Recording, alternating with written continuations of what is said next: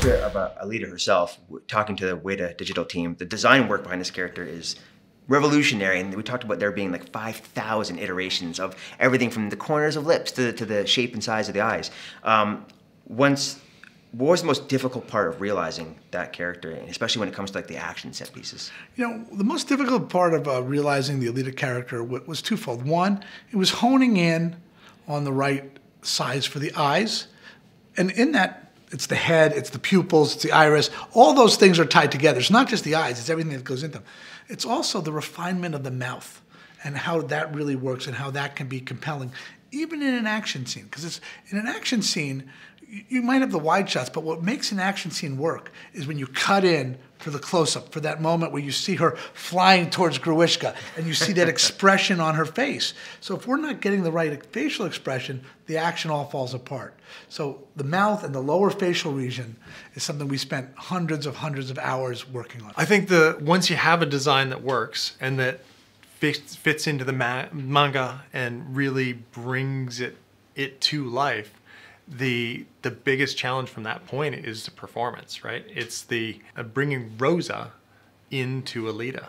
And one of those challenges is, like early on, we got a design that we liked, and she looked pretty good, and then we started getting motion on it, and it was like, it's not translating. It's just not working the way we want it to. She looks good, but she doesn't look Roza. The performance isn't translating. Mm-hmm.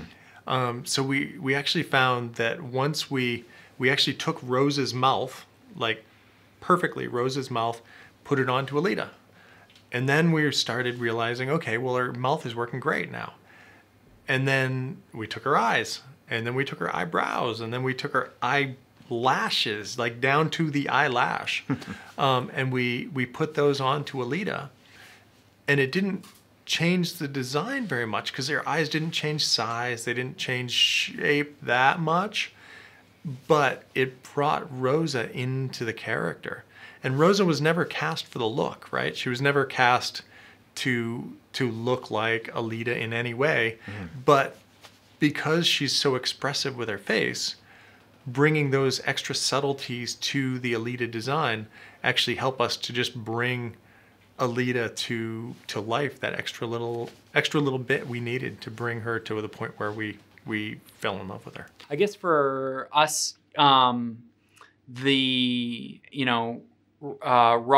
had a design, and that evolved. But the huge part of my work and my involvement was making sure that whatever shape that design took, we'd be able to capture the facial performance from Roza and translate all the nuances and details from that performance onto this digital character.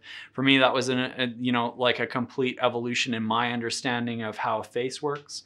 Like I've done faces in the past, but I've never done faces like this before. Mm-hmm. We spent a lot of time,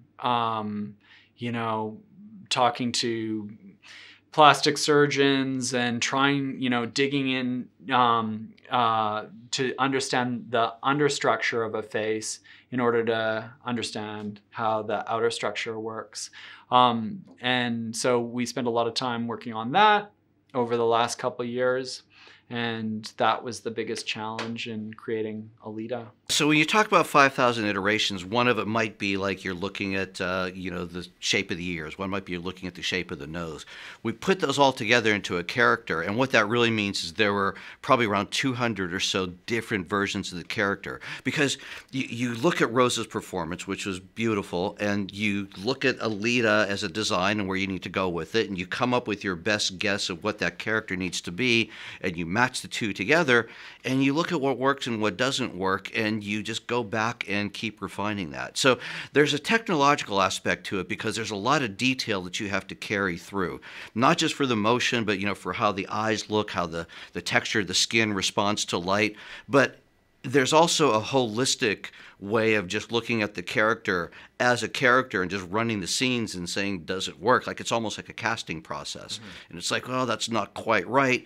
Let me go back and try this again. So you're really constantly iterating on the character until what you see just plays across all the scenes. You're able to capture all the beats, but you've also captured a consistent character.